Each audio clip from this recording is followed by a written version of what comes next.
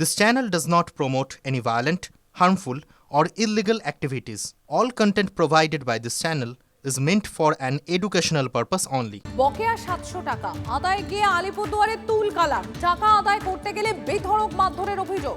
ঘটনাস্থলে পৌঁছলে পুলিশের গাড়ি ভাঙচুর করে বিশাল পুলিশ বাহিনী গিয়ে পরিস্থিতি নিয়ন্ত্রণে আনে। একবার দেখাই আপনাদের, দেখুন কি অবস্থা সেখানে।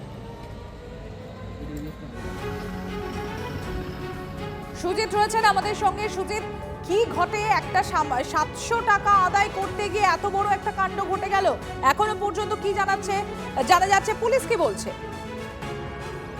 এই ব্যাপারে আলিপুরদুয়ার এডিশনাল এসপি স্পষ্টত জানিয়েছেন, গতকাল রাতে প্রায় 11টা নাগাদ ওই এলাকায় আলিপুরদুয়ার পুরো এলাকার 18 নম্বর ওয়ার্ডে এক ব্যক্তি 700 টাকা একজনের কাছে পেতেন।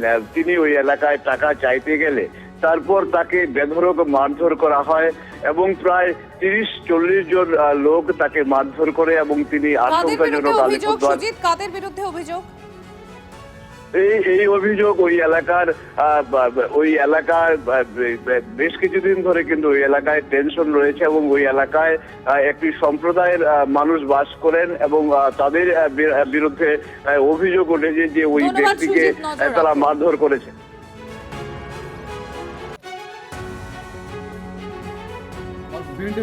মাথা মারছে, চোখের সামনে মারছে, হাত পা মনে হয় অলরেডি ভেঙে গেছে, মনে হয় খুবই খারাপ অবস্থা।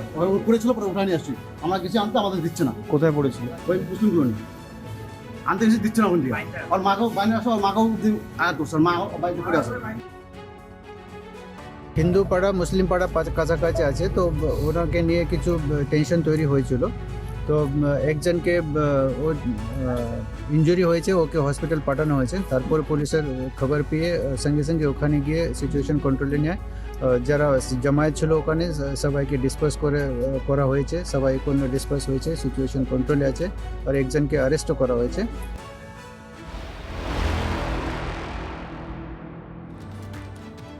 এসআইআর এর শুনানি নিয়ে আরো কড়া কমিশন। আজ বিকেল 5টার মধ্যে সব বকেয়ার নোটিশ পাঠাবার নির্দেশ। আমরা এই নিয়ে আরো বিস্তারিত জানবো, আমরা কথা বলবো। আমার সহকর্মী শ্রাবন্তী রয়েছেন আমাদের সঙ্গে। শ্রাবন্তী, তো সেক্ষেত্রে নির্বাচন কমিশন আরো বেশি করা হলো এই এসআইআর শুনানি নিয়ে। কোনো ডেডলাইন দেয়া হয়েছে যে কত দিনের মধ্যে তথ্য আপলোড শেষ করতে হবে? সম্প্রতি গতকাল যে বৈঠক হয়েছে সেখানে প্রত্যেক ডিও ছিলেন, তাদের সঙ্গে কথা হয়েছে। প্রথমত অবজারভাররা ছিলেন, তাদের সঙ্গে কথা হয়েছে। সেখানে অবজারভাররা যেটা জানিয়েছেন ফুল বেঞ্চে, যে কোনো ডিও এখনো পর্যন্ত অতিরিক্ত সময় চাননি। এরপরই একটি ডেডলাইন বেঁধে দেওয়া হয়। আজকের মধ্যে যেমন সমস্ত নোটিশ জেনারেট করতে হবে, অর্থাৎ কার কার নোটিশ যাচ্ছে ইত্যাদি জেনারেট করে নিতে হবে। আগামী 1 ফেব্রুয়ারির মধ্যে হাতে হাতে নোটিশ যাতে পৌঁছে যায় সেটার জন্য করা হচ্ছে কমিশন। এই গোটা নোটিফিকেশন দেখে মনে হচ্ছে এটা মৌখিক একটা ওরাল কথা বলা হয়েছে, আলাদা করে কোনো বিজ্ঞপ্তি জারি হয়নি। যেটা মনে করা হচ্ছে যে কমিশন টার্গেটটা ফুলফিল করতে চাইছে, অর্থাৎ 7 তারিখে যে শুনানির শেষ দিন ছিল সেটাই তারা ফুলফিল করতে চাইছে। তবে নিঃসন্দেহে যেহেতু এখনও পর্যন্ত কয়েক লাখ হয়তো হিয়ারিং সম্পন্ন হবে, সেগুলিকে চেকিং করা আছে, একেবারে শেষ মুহূর্তে হয়তো কোথাও গিয়ে সংখ্যাটা বাড়তে পারে। যেহেতু সুপার চেকিংয়ের বিষয়টিও কমিশন অত্যন্ত গুরুত্ব দিচ্ছে, তাই মনে করা হচ্ছে যে সময় বাড়তেও পারে। তবে কমিশন চাইছে আগামী 7 তারিখের মধ্যেই এসআইআর যাতে সম্পন্ন হয়। সবাইকে ধন্যবাদ।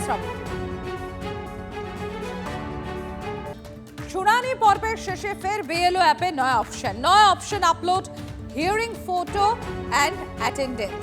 নয়া option upload hearing photo and attendance. আপলোডের দায়িত্ব কার? নতুন অপশনে আবারও বিভ্রান্তি বিএলওদের মধ্যে। এতদিন ইআরওরাই নথি আপলোড করতেন, তাহলে কি তারা এতদিন নথি আপলোডই করেননি? শুনানি পর্বের শেষে কেনই অপশন? প্রশ্ন বিএলও ঐক্যমঞ্চে। Upload hearing photo and attendance. আমরা সবাই জানি যে এখন হিয়ারিং পর্ব চলছে এবং শেষের দিকে গিয়ে পৌঁছে গেছে। আগামী 7 তারিখ শেষ হবে, নির্ধারিত সময় এটাই দেওয়া আছে। কিন্তু একবারে শেষের দিকে এসে হঠাৎ করে বিএলও অ্যাপে আবার আপডেট করা হয়, এটাও বোঝা যাচ্ছে না। এবং এই আপলোডটা কারা করবে সেটা নিয়ে কিন্তু স্পষ্টভাবে কোনো নির্দেশিকা নেই। দিন ধরে যে হিয়ারিংটা হয়ে গেল, তাহলে তাদের ডকুমেন্টসগুলো কারা আপলোড করবে? সেই দায়িত্ব তো ছিল ইআরও বা এইআরওদের। তারা কি আপলোড করেননি এখন এতদিন পর্যন্ত? না হলে হঠাৎ করে বিএলও অ্যাপে এই ধরনের নতুন করে অপশন নিয়ে আসতে হলো কেন?